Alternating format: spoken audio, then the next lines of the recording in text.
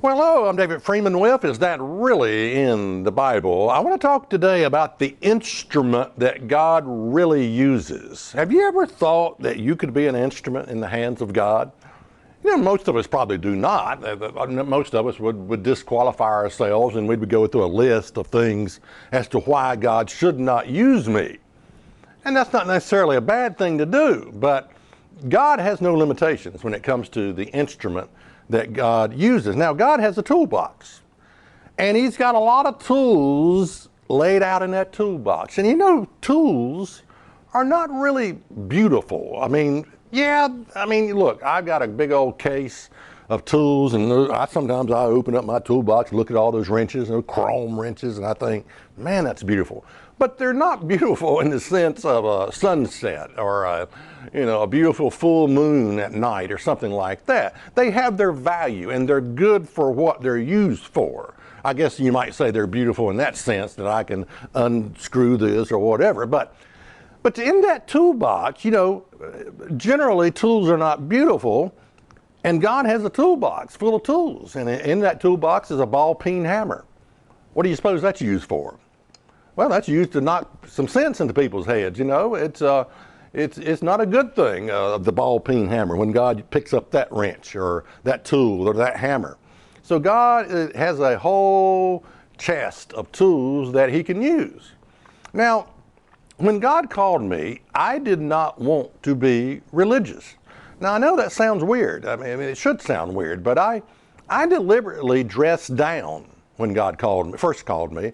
I didn't want to dress up. I looked at religious people, and I saw them coming out of church on Sunday morning, and I thought, well, the women's got the nice dresses, and the women's got their suits and ties, and I didn't want to look religious. So I actually dressed down. I wore just plain old clothing, and finally my mother said to me, she said, David, if you can afford it, you ought to look your best when you come before God.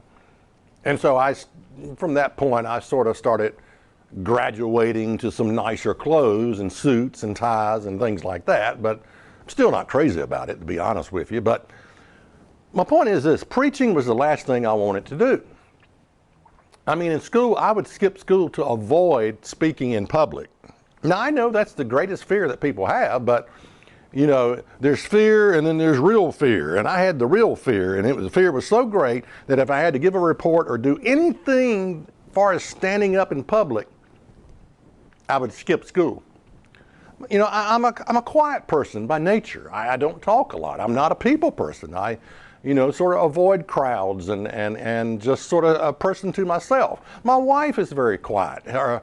Often in school, her sister would answer for her. Someone would ask Teresa, what's her name? And before she could get it out, my sister-in-law would say, her name is Teresa, Now, I can relate to that, Let someone else tell you my name. I don't even want to tell you my name, okay? I can relate to that.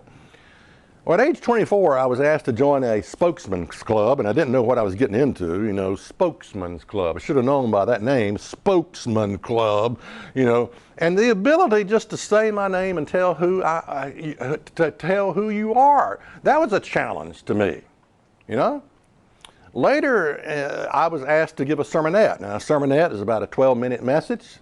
The reason they start you out with sermonettes is because if you're long-winded and can't shut up, they can cut you off very quickly. 12-minute limit, okay? But they didn't have a problem with that with me. I could barely come up with 12.